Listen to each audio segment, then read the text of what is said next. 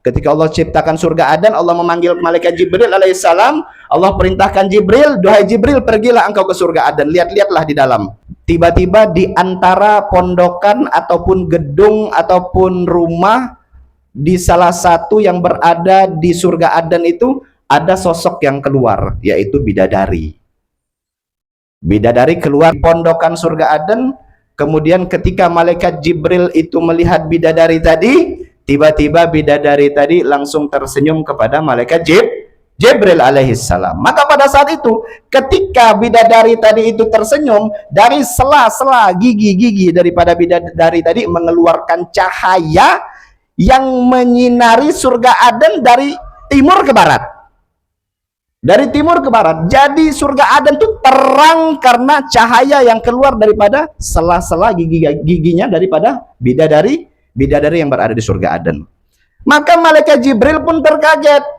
Disangka dengan sinaran tersebut yang menyinari wajah serta matanya malaikat Jibril, dikira itu adalah nur, cahaya min Rabbi, daripada cahayanya Allah. Malaikat Jibril menyangka, oh Allah ini sedang datang ke surga Aden sehingga mengeluarkan suatu cahaya yang luar biasa, yang tidak pernah dipandang oleh malaikat Jibril, cahaya yang seluar biasa itu. Sehingga malaikat Jibril menyangka itu adalah cahayanya Allah. Tiba-tiba malaikat Jibril langsung bersujud dan tunduk.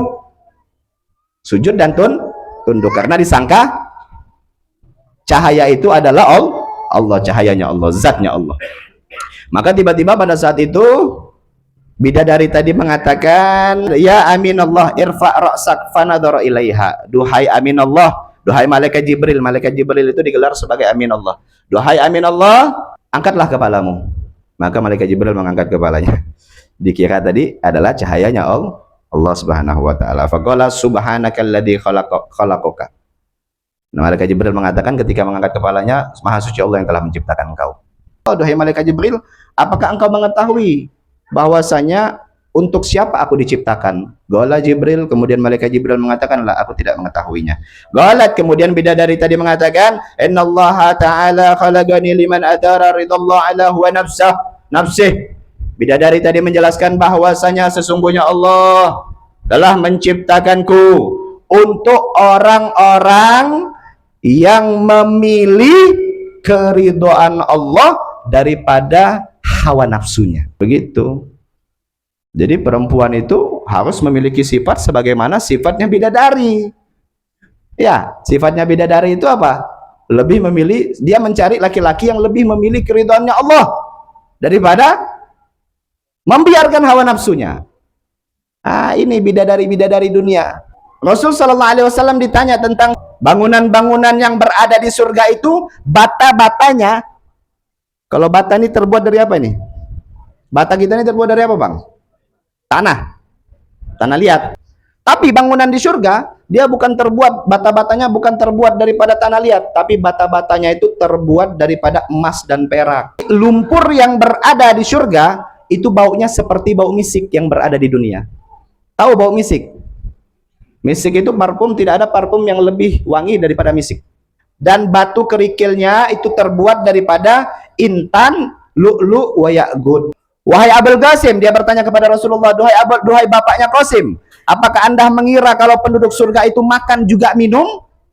Kalau Nabi SAW, maka berkata Nabi SAW, naam, iya mereka makan dan juga minum. Penduduk surga itu makan dan juga minum. Qala walladzi nafsi biyadih, maka laki-laki itu berkata, demi zat yang jiwaku ada dalam tangannya, yang nyawaku ada dalam kekuasaannya, demi Allah, sesungguhnya salah satu dari penduduk surga nih, satu orang penduduk surga kekuatannya 100 kali kekuatan laki-laki yang ada di dunia. Lantas mereka yang penduduk surga itu bagaimana cara mereka buang air sementara mereka makan dan juga mereka minum?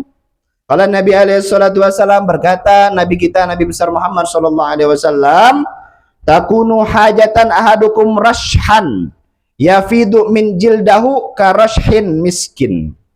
Rasul Shallallahu Alaihi Wasallam bersabda, menjawab, buang air besarnya penduduk surga itu adalah dengan cara mengeluarkan cairan-cairan yang keluar dari kulit mereka seperti cairan yang baunya itu bau misik. Masya Allah ya, subhanallah.